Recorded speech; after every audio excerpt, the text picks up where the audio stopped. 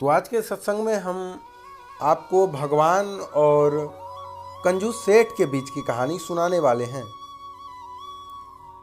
तो कई लोगों ने कहानी सुनी भी होगी और कईयों ने तो यह कहानी नहीं भी सुनी होगी। चूंकि यह कहानी सेठ और एक कंजूस की है, तो आइए कहानी को जानते हैं, कहानी को हम लोग देखते हैं। तो देखिए क्या होता है कि एक गांव में एक कंजूस रहा करता था, और वह भी कंजूस नहीं, निपट कंजूस। कंजूस भी कई तरह के होते हैं, एक मक्खी चूस होते हैं और एक कंजूस होते हैं, निपट कंजूस होते हैं। निपट कंजूस मतलब एक एक चीज का हिसाब रखने वाला। समझ लीजिए अगर उसके घी में मक्खी भी पड़ जाए तो वो मक्खी को भी साफ करके वो मक्खी को भी मतलब चाटने लगे। तो समझ लीजिए ऐसा कंजूस था वो। तो क्या हुआ कि एक बार एक गांव में एक कंजूस था। तो वो कंजूस क्या होता कि वो तो बड़ा कंजूस था, लेकिन जो उसकी पत्नी थी वो बड़े धार्मिक स्वभाव की थी। वो पूजा पाठ में विश्वास रखती थी और क्या होता था कि वो भगवान की पूजा अर्चना भी किया करती थी। और कंजूस ऐसा था कि वो जब उसकी बीवी पूजा पाठ करने के लिए बोलती कि अजी थोड़ा प्रसाद ला दीजिए, तो वो क्या करता कि प्रसाद भी नहीं लाता। वो ये कहकर टाल देता कि प्रसाद भगवान खाएंगी थोड़ी, तो फिर प्रसाद चढ़ाने का क्या मतलब। वो सोचता था कि प्रसाद हम लाएंगे, पड़ोसियों में बांटा जाएगा, तो मेरी ही हानि होगी।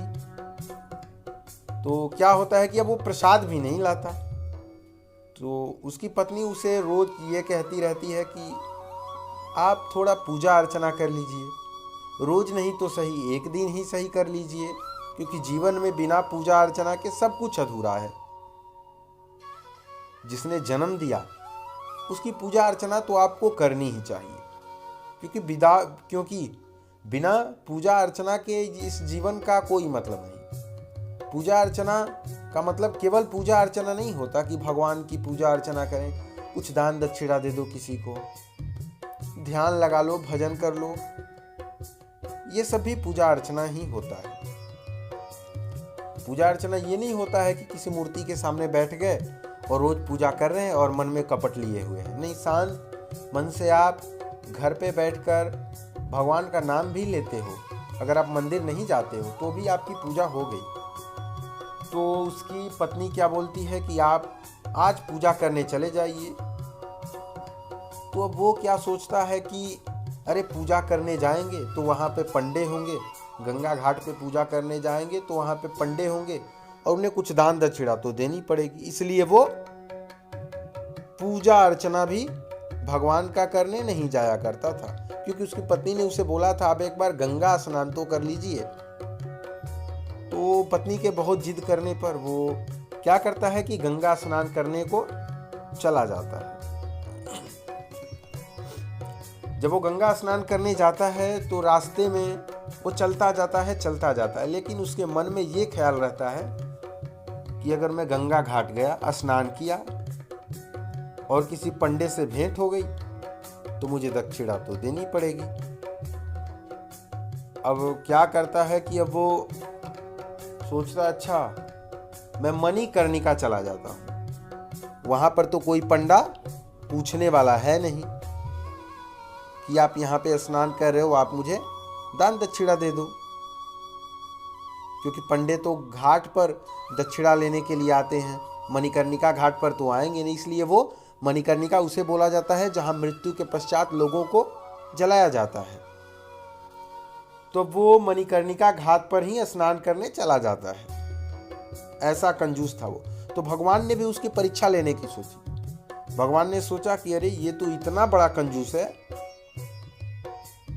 कि इसने आज तक किसी को एक फूटी कौड़ी दान में नहीं दी। तो भगवान अब निकल पड़ते हैं, बोलते हैं आज इसको मजा चखाऊंगा।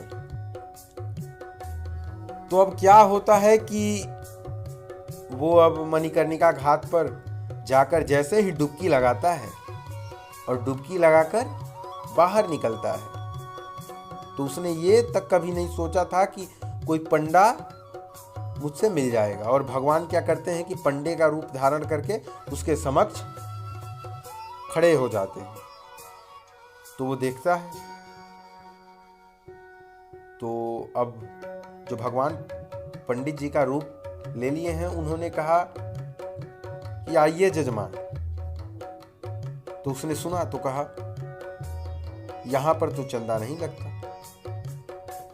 तो अब पंडा क्या बोलते हैं कि अगर आप गंगा स्नान करने आए हैं तो दान दक्षिणा तो आपको देनी पड़ेगी।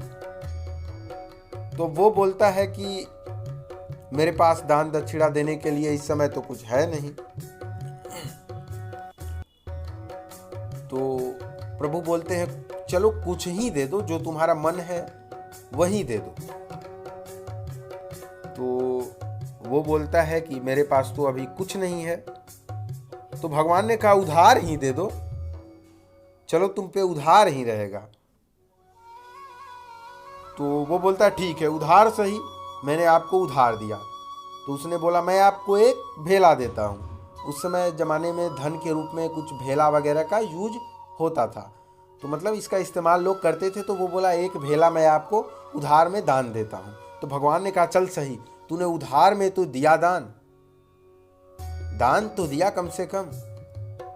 तो अब वो घर जाता है और घर पे जाकर सो रहा होता है। अब वो सोचता है उधार तो उधार हो गया, अब देना तो नहीं पड़ेगा। तो अब क्या होता है कि अब वो जब घर पे सो रहा होता है तो भगवान पंडित का रूप लेकर जाते हैं और बुलाते हैं। उसका नाम रामलाल था। रामलाल पुकारते हैं। तो उसकी बीवी जो है दरवाजे पे आती है, बोली आप कौन? तो भगवान ने कहा कि इन्होंने मुझे उधार कुछ दान दिया, तो वही उधारी मैं लेने आया हूँ।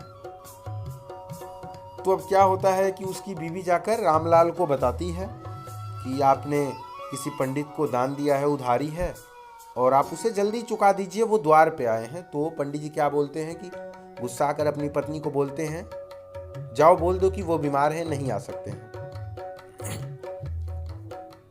तो उसकी पत्नी भी अपने पति का बात मानकर भगवान से बोलती है कि अजी वो तो बीमार हैं, अभी नहीं आ सकते, आप बाद में आ जाइएगा। तो भगवान बोलते हैं कि वे हमारे जजमान हैं, उनकी तबीयत खराब है, वे बीमार हैं, तो हमें यहाँ पे रुकना तो चाहिए। तो वे बोलते हैं ठीक है, मैं आपके घर के पास में ही रुक जाता हूँ, जब वो ठीक हो जाएंगे तो मैं आ जाऊँगा और भगवान से उनके ठीक होने की मनोकामना करूँगा कि वे ठीक हो जाएं जल्दी से जल्दी। तो अब उसकी पत्नी घर में जाती है, वो बोलती है कि पंडित जी तो यहीं रहेंगे जब तक आप ठीक नहीं हो जाएंगे। तो वो बोलता है कि जाओ पंडित जी को बोल दो कि वो रामलाल मर गए। तो उसकी बीवी जाती है और भगवान से बोलती है कि रामलाल तो मर गए, अर्थात मेरे पति तो मर गए। रोते रोते जाती है और बोलती है वे तो मर गए। तो भगवान तो सब जानते हैं। अब भगवान क्या किए कि भगवान ने भी उसको मजा चखाना चाहा और उन्होंने बोला कि ठीक है, अगर वो अभी मरे हैं तो गांव वालों को खबर नहीं होगी, मैं सबको खबर कर देता हूँ। तो भगवान गांव में जाते हैं और चिल्लाने लगते हैं अरे रामलाल मर गया, रामलाल मर गया। तो लोग इकट्ठा होते हैं, कैसे मर गया? तो पता नहीं, बीमारी थी और मर गया। यही चर्चा लोगों में होने लगी। तो अब लोग उसको देखने के लिए उसके घर जाने लगे। तो अब वो क्या करता है कि वो देखता है कि अरे अगर मैं उठ गया तो ये पंडा जान जाएगा कि मैं मरा नहीं हूं और मुझसे अपना दान लेने आ जाएगा। तो वो क्या करता है कि मरने के जैसे अपना स्वभाव बना लेता है कि वो मर गया, आंख मूंद कर पूरा एक मुर्दे जैसा बन जाता है। तो लोग पूरा समझ लेते हैं कि अब ये मर गया और उसे कफन वफन डाल देते हैं और फिर कंधे पर लेकर चल देते हैं शमशान की तरफ। और उसकी कंजूसी तो देखिए, वो अब भी नहीं उठा कि पंडे को दान देना पड़ेगा।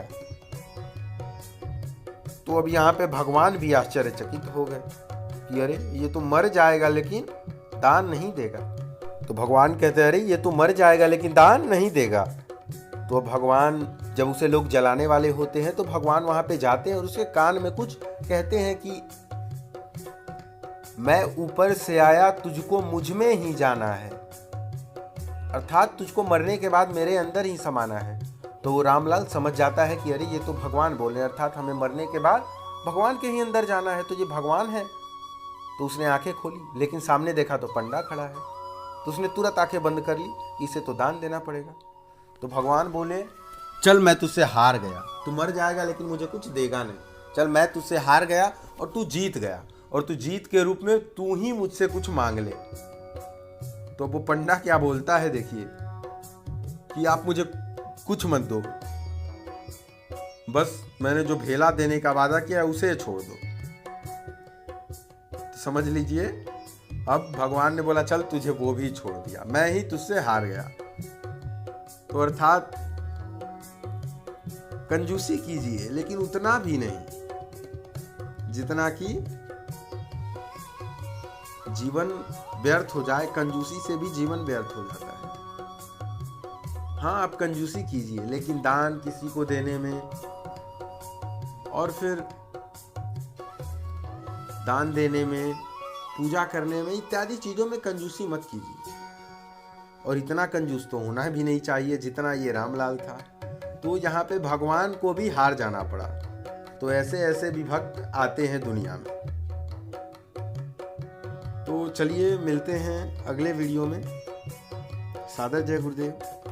दोस्तों आज हम आपके लिए लेकर आए हैं एक बहुत शानदार मिनी कूलर, जिसे आप वाटर कूलर भी बोल सकते हो। साथ ही साथ दोस्तों ये एक मिनी कूलर है, छोटा सा कूलर है। अगर आप लोगों को लेना है तो आप डिस्क्रिप्शन में लिंक दिया गया है, उस लिंक पर क्लिक और इसके बारे में और भी जानकारी प्राप्त कीजिए। और अगर जिसको परचेज करना हो वो इसे परचेज कर सकता है, लिंक डिस्क्रिप्शन में दिया गया है। धन्यवाद।